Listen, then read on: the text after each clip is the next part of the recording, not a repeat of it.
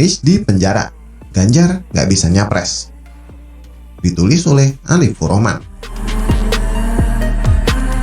Dari hasil pengamatan dan diskusi panjang, saya akhirnya berani menyimpulkan bahwa Pilpres 2024 tidak akan diikuti oleh para gubernur yang saat ini namanya selalu berada di urutan teratas lembaga survei. Ganjar, Anies, dan Ridwan Kamil tidak akan bisa nyapres. Faktor penentunya ternyata adalah Anies. Manusia intoleran, manusia yang memiliki kekerasan akan selalu ada. Pilihan kita adalah mendiamkan mereka atau menindak mereka. Dan jika saya presiden, saya akan menindak dengan amat tegas, amat keras. Dengan banyaknya kasus yang terjadi di Jakarta, program kerja yang amburadul membuat partai besar berpikir ulang soal Anies. Yang saya maksud partai besar adalah PDIP, Golkar, dan Gerindra. Tiga partai ini adalah partai penentu koalisi.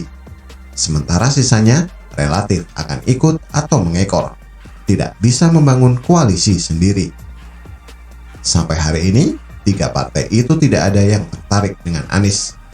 Golkar sudah paten dengan Airlangga, sementara Gerindra sekarang sudah paten dengan Sandiaga. Sandiaga pula lah yang nampaknya akan menggantikan Prabowo sebagai ketua umum. Sementara PDIP rasanya mustahil mendukung Anies, mengingat ideologi dan cara kampanye Anies sama sekali tidak sesuai dengan semangat partai nasionalis. Sementara itu, Anies nampaknya juga akan masuk penjara terkait Formula E. Terlepas apakah event itu akan digelar atau tidak, fakta-fakta kasus dan data mencurigakan sudah terlanjur berserakan di mana-mana. Sampai orang awam pun tahu bahwa Formula E ini bermasalah secara anggaran. Dengan kondisi seperti ini, Anies yang mungkin segera ditahan setelah tidak menjabat, maka peluang Ganjar untuk maju di Pilpres pun semakin tertutup. Karena selama ini yang coba dilawan oleh PDIP adalah jangan sampai orang seperti Anies memimpin Indonesia. Dan keyakinan itu pula yang ada di banyak relawan Jokowi saat ini. Jangan sampai kubu radikal atau orang yang merangkul kelompok FPI, HTI malah berkuasa. Bisa runyam negara ini. Bapak Ibu yang tidak setuju dengan Pancasila, Undang-Undang Dasar 45 dan NKRI boleh mengundurkan diri dari kepala sekolah atau boleh angkat tangan hari ini. Silakan. Ada? Enggak apa-apa.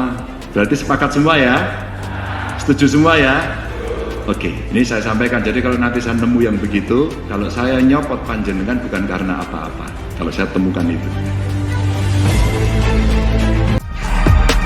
Meski di permukaan media partai terlihat diplomatis dan bersedia berkomunikasi dengan Anies, tapi di sisi lain mereka menyadari bahwa negeri ini jangan sampai terjerumus oleh politik sara dan tata kata.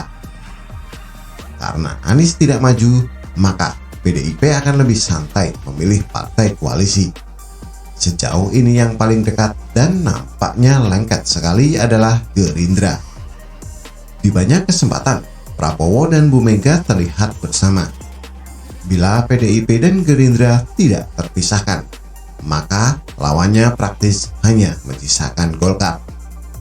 Dan itu akan diikuti oleh PKB dan PAN dalam koalisi Airlangga. Dengan capres dari kalangan menteri juga yang nampaknya semakin hari semakin percaya diri dan pasti bisa maju sebagai cawapres. Lalu partai sisanya bagaimana? PKS, Demokrat, dan Nasdem? Demokrat mungkin bisa menjadi pimpinan koalisi lagi. Tapi pertanyaannya, siapa yang akan dimajukan sebagai capres? Jika AHY, sanggupkah membayar logistik atau kompensasi yang sesuai untuk mendapatkan rekomendasi?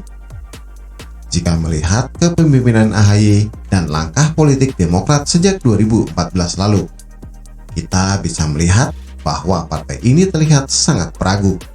Penawaran koalisi cenderung terlalu tinggi, seperti 2019 lalu yang menyodorkan AHY pada Prabowo. sementara nilai suara dan posisi tawar politiknya tidak terlalu bagus. Ibarat barang kemahalan, nggak terlalu bagus pula. Sementara Nasdem yang selama ini memposisikan diri sebagai partai nasionalis, cenderung akan kesulitan untuk berkoalisi dengan PKS.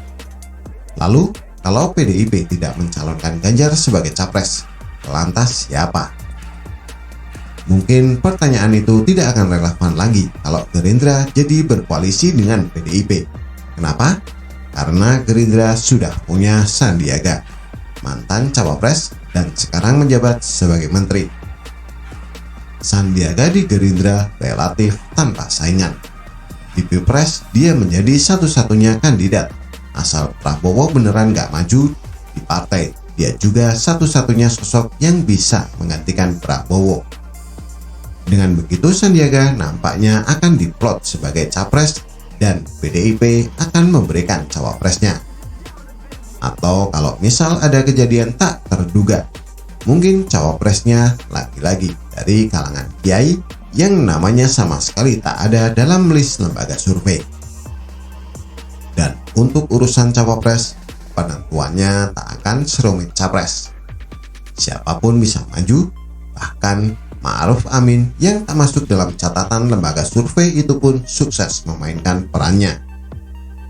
Bisa Prananda, bisa Puan, bisa juga Ganjar.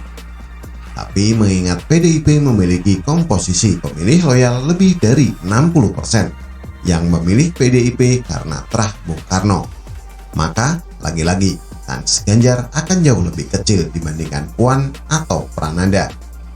Karena kalau memaksakan Ganjar, itu jelas akan mengecewakan 60% pemilih PDIP dari loyalis Bung Karno dan Bu Megawati. Begitulah pura-pura. Bagaimana menurut Anda? Silahkan tulis komentar di bawah.